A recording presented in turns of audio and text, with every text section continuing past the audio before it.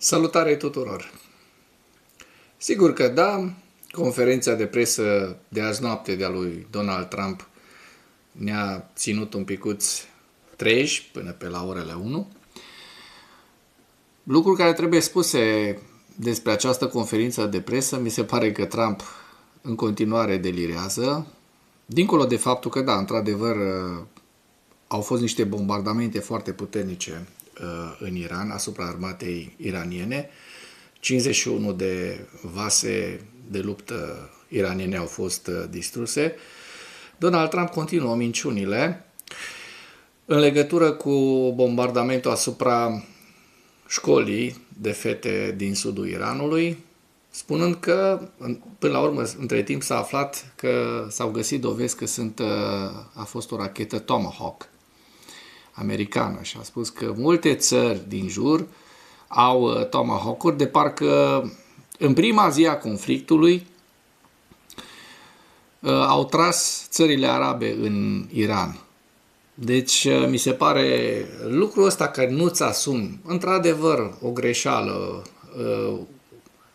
un rateu, pentru că ai lovit și o țintă civilă, mi se pare foarte grav la Donald Trump, foarte periculos, foarte primejdios.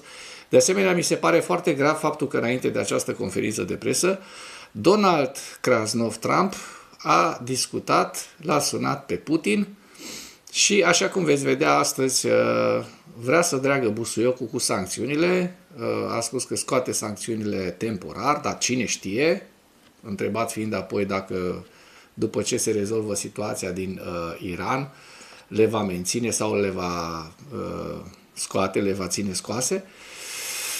A spus cine știe, s-ar putea. Dincolo de acest fapt că lumea cred că nu realizează în acest moment că Iranul va ține o statecă lumea liberă prin blocarea acestei strâmtoarea Ormuz, pentru că este singura lor carte de jucat și sunt conștienți de acest lucru. Americanii nu o să vină cu boots on the ground, nu o să invadeze Iranul. Iranul poate strânge până la 2 milioane de soldați ca armată. Astfel că ar fi un carnagiu și un sfârșit pentru armata americană terestră în Iran, așa cum au pățit în Vietnam, o țară mult inferioară din punct de vedere militar la acea vreme Iranului de astăzi, da? Dar să nu zăbovim, să facem un rezumat al discursului lui Trump, nu e un discurs, nu e un interviu, era o conferință de presă la care și răspuns, și anume că, privind Iranul, spune că operațiunile militare sunt o excursie pe termen scurt și sunt în grafic și s-ar putea încheia foarte curând. Eu cred că nu se va încheia foarte curând, decât dacă americanii vor pleca de acolo, dar strâmtoarea va rămâne blocată pentru navele, pentru petrolierele europene, americane și deschise pentru cele chinezești și indiene. Pentru că Donald Trump aici ne-a adus. Aici ne-a adus. Din păcate, prețul petrolului, așa cum ați văzut ieri, a depășit $119 pe baril, 119,5 dolari mai precis. Prețul la pompă, desigur, este foarte mare și în Statele Unite ale Americii, am verificat ieri, dar de la 3,5 lei per litru, vă spun per litru că ei la baril la galon au prețul, deci undeva de la 3,5 a crescut la 4 lei, față de noi unde ne apropiem de 9 lei. Da? Chiar s-a depășit pentru motorina premium 9 lei 20. Bun, și au spus că, deci Donald Trump, revenind la rezumatul lui Trump, că forțele SUA și izraeliene au zdrobit inamicul, distrugând mare parte din flota și capacitățile de rachete ale Iranului. Președintele american a subliniat că scopul este de a împiedica Iranul să obțină arme nucleare pentru o perioadă mai lungă de timp. Referindu-se la prețul petrolului și la economie, Trump a minimizat impactul creșterii prețurilor la benzină și petrol, care au sărit de $100 per baril, numind acest lucru un preț mic de plătit. De ce n-ar plăti el prețul ăsta și ne pune pe noi întreaga lume liberă să plătim un preț pe care el nu știu, americanii n-au prevăzut-o, n-au văzut-o pe asta cu blocarea Ormuzului, strâmtorii Ormuz, care era evident că așa se va întâmpla, da? Și acum plătește toată lumea pe oalele sparte de la masa lui Trump, pentru că n-au prevăzut aceste lucruri. De asemenea, Trump a spus că stupizi, i-a numit stupizi pe toți cei care critică și fac previziuni economice sumbre cu prețul petrolului, i-a numit stupizi, adică și pe mine, și eu sunt un stupid, pentru că, nu știu, dacă ajunge prețul petrolului, nu mă duc până la $200, că ar fi ceva catastrofal, dar să ajungă la $150-160 și să se mențină acolo undeva câteva săptămâni. Ea joacă pe asta bolojane sau, mă rog, oameni din Europa, pentru că Europa, așa cum știm, nu au rezerve suficiente decât pe 3 luni și nu avem nici producție care să acopere consumul. În planul politicii externe, Trump a menționat o discuție foarte bună cu Vladimir Putin despre situația din Iran și a sugerat posibilitatea suspendării unor sancțiuni împotriva altor țări pentru a echilibra piața petrolului. De asemenea, a acuzat Iranul că plănuia să preia Orientul Mijlociu, având rachetele îndreptate către țări precum Arabia Saudită și Emiratele Arabe Unite. La fel, întrebat despre atacul aerian asupra unei școli de fete din Iran, Trump a afirmat că nu a văzut dovezile și că situația este sub investigație, adăugând că rachetele Tomahawk sunt generice și ar putea aparține altor țări. A cui? A Ucrainei? Cărora nu le-a dat? Da, mi se pare groaznic. Și iată, trecem la subiectele principale ale analizei noastre de astăzi. Trump a declarat că SUA ridică parțial sancțiunile legate de comerțul cu petrol. O dronă Lyuti ucraineană a lovit uzina Ukral-Kim din Kirovo-Chepetsk, regiunea Kirov. Piloții brigăzii a 3-a de asalt a Ucrainei au distrus un tank rusesc, un vehicul blindat și un lansator de rachete, tunuri de artilerie, camioane și mai multe mașini rusești. De asemenea, atac cu rachete în Donetskul ocupat. Ucraina a atacat o locație de lansare și depozitare a dronelor Shahed lângă aeroportul Donetsk, distrugând-o. Trump a declarat că Statele Unite ale Americii ridică parțial sancțiunile legate de comerțul cu petrol. Acesta spune că sancțiunile legate de comerțul cu petrol pentru a limita creșterea bruscă a prețurilor la energie pe fondul luptelor din Iran au fost ridicate parțial de către Statele Unite ale Americii. Ridicăm anumite sancțiuni legate de petrol pentru a reduce prețurile. Avem sancțiuni impuse unor țări, dar le vom ridica până când situația se va stabiliza. În același timp, Trump nu a exclus posibilitatea ca sancțiunile să nu fie reintroduse. Cine știe, s-ar putea să nu fie nevoie să le reintroducem. Mă întreb cine are de câștigat din treaba asta? Iranul, care și el era sancționat? Bineînțeles că nu. Nici Iranul nu putea să exporte petrol. Și atunci, cine câștigă după urma acestui război? Rusia. Bineînțeles, Rusia. Și va fi o mare sărbătoare și la Budapesta zilele acestea. O dronă Lyuti ucraineană a lovit uzina Ukral-Kim din Kirovo-Chepetsk, regiunea Kirov, pe 4 martie, vizând unitatea de producție de amoniac. Unitatea nu a fost avariată, dar producția a fost oprită din motive de siguranță și repornită complet pe 7 martie. Hai să vedem, că cred că această informație nu v-am prezentat-o. Se vede o explozie foarte puternică în incinta acestei uzine. Da? Și vedem drona Lyuti, da? Cum a intrat în picaj.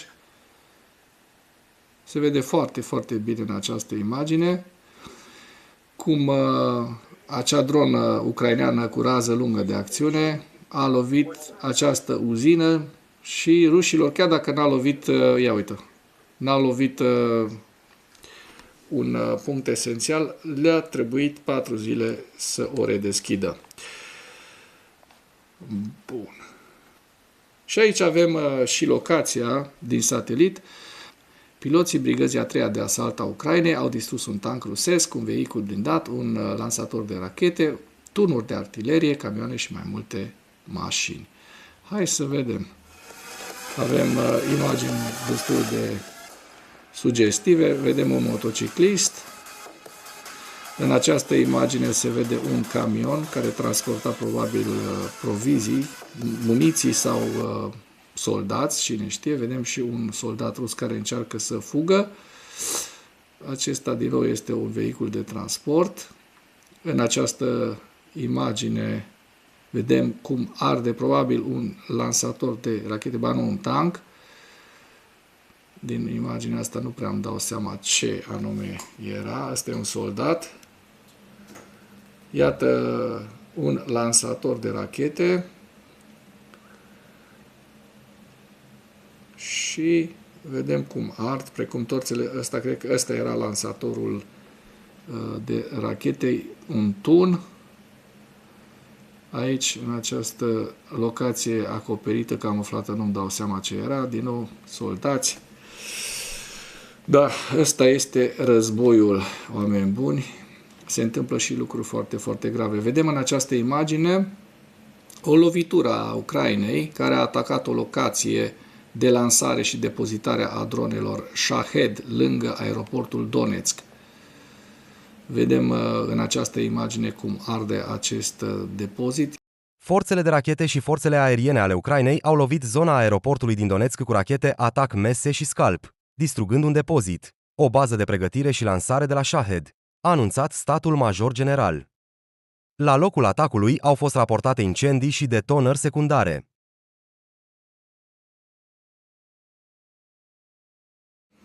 Mulțumesc mult pentru că ați urmărit până în acest moment acest material.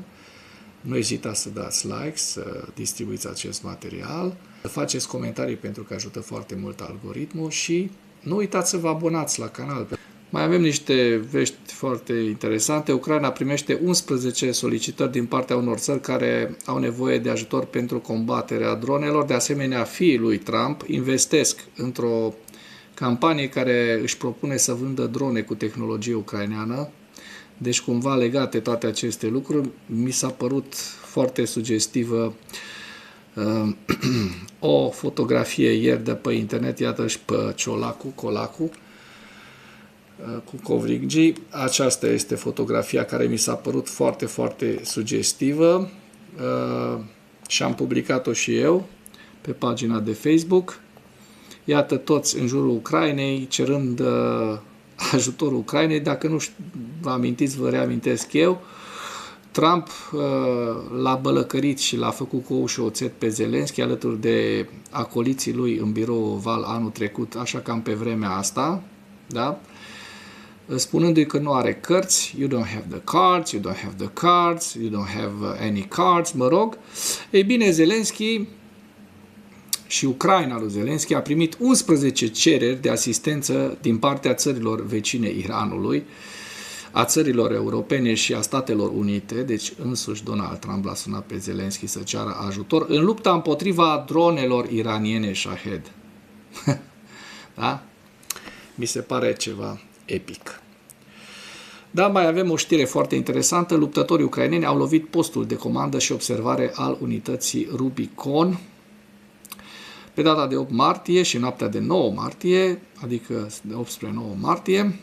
Unitățile ucrainene au atacat mijloacele de apărare aeriană rusești, o stație radar din sistemul de apărare aeriană S-300 în zona Spokoini, precum și un sistem de rachete antiaeriene Buk M3 în zona Limanchuk.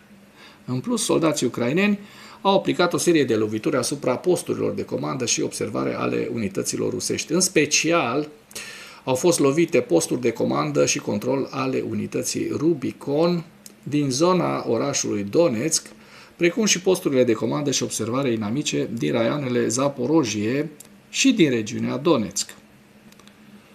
3 fabrici militare rusești, 2 arsenale și un teren de antrenament militar rusesc Iată instalațiile complexului militar-industrial rusesc care au fost lovite, vizate de la începutul anului.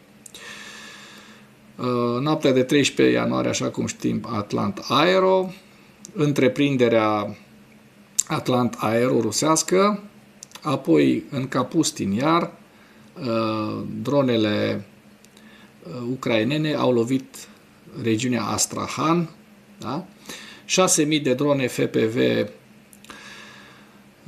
depozit de drone rusesc distrus pe data de 9 februarie, arsenal rusesc pe 12 februarie în Cotluban.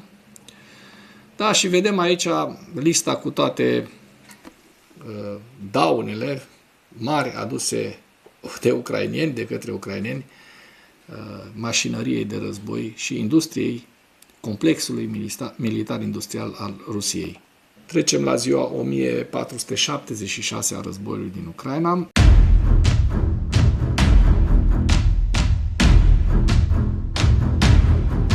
În ultimele 24 de ore, rușii au pierdut 950 de militari, 13 tancuri, 7 vehicule blindate de luptă, 73 de piese de artilerie, 4 lansatoare de rachete, 2 mijloace de apărare aeriană, ucrainenii reușind să doboare 2169 de drone rusești, așa cum se vede în această imagine.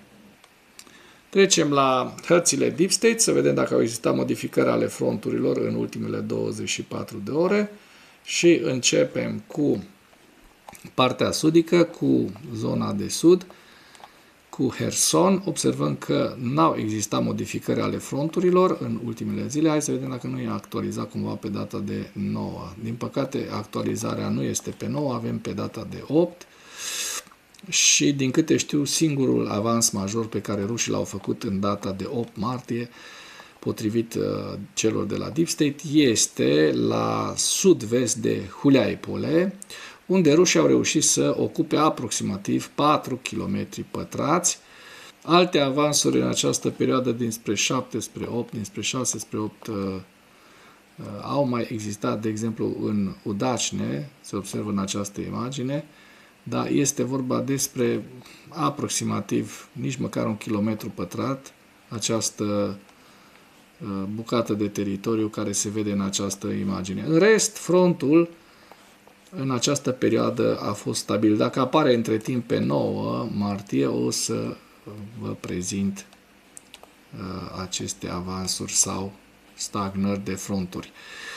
Trecem la evaluarea campaniei ofensive rusești în viziunea Institutului pentru Studiul Războiului la data de 9 martie, cu principalele informații. Analiștii Institutului ne spun că forțele ucrainene contraatacă cu succes nu doar în direcțiile Oleksandriivka și Huliaipole, ci și în vestul regiunii Zaporojie. Aceste contraatacuri generează efecte tactice, operaționale și strategice care pot perturba planul de campanie ofensivă a Rusiei pentru primăvara-vara anului 2026. Comandamentul rus spera că probabil avansurile rusești în direcțiile Huliaipole vor completa avansurile rusești în apropiere de Orihiv, ceea ce la rândul său ar permite forțelor ruse să avanseze spre Orihiv dinspre est și vest și ulterior să permită avansul spre orașul Zaporojie. Nu s-a întâmplat așa. Prin urmare, forțele ruse se confruntă cu o situație mult mai dificilă pe câmpul de luptă din sudul Ucrainei la începutul lunii martie decât la începutul anului 2026.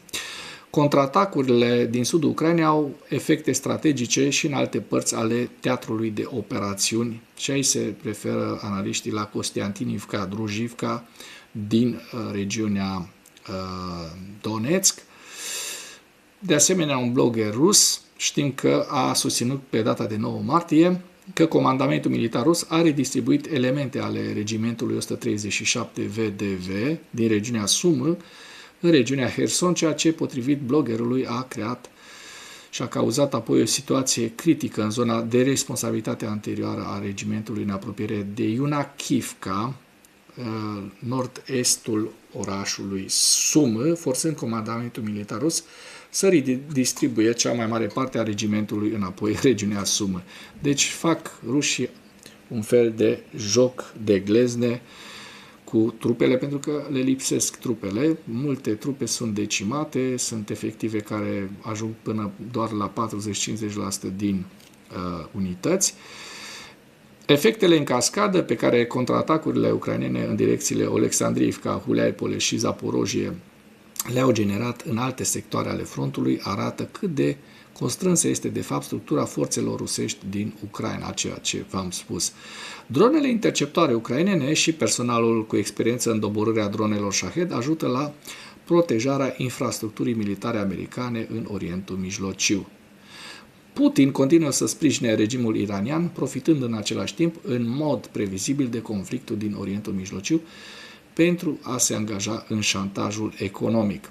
Forțele ucrainene și-au intensificat campania de atacuri la distanță împotriva activelor militare rusești din Crimea ocupată în ultima lună.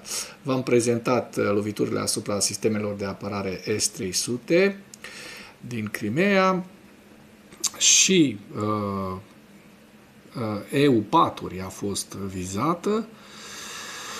Președintele ucrainean Volodymyr Zelensky a declarat pe 9 martie că Statele Unite au solicitat amânarea negocierilor dintre SUA, Ucraina și Rusia, planificate inițial pentru această săptămână din cauza conflictului în curs de dezvoltare din Orientul Mijlociu. Da? Deci Donald Trump, marele pacifist, a reușit să destabilizeze Orientul Mijlociu și economia mondială, aș spune eu. Forțele ucrainene au atacat, se pare, o uzină chimică din Rusia, iar forțele rusești au lansat 2 rachete și 197 de drone împotriva regiunilor Kharkiv, Kherson, Poltava, Odessa și Zaporojie. La final vă prezint hărțile Institutului pentru Studiul Războiului la data de 9 martie cu axa nordică, cu direcția Sumă, Kharkiv. Aici avem Kupiansku, Donetsk, centura de fortărețe ucrainene din Donbass, Slaviansk, Kostiantinivka, orașul Kostiantinivka, Pokrovsk și axa sudică, estul regiunii Zaporojie și Kherson.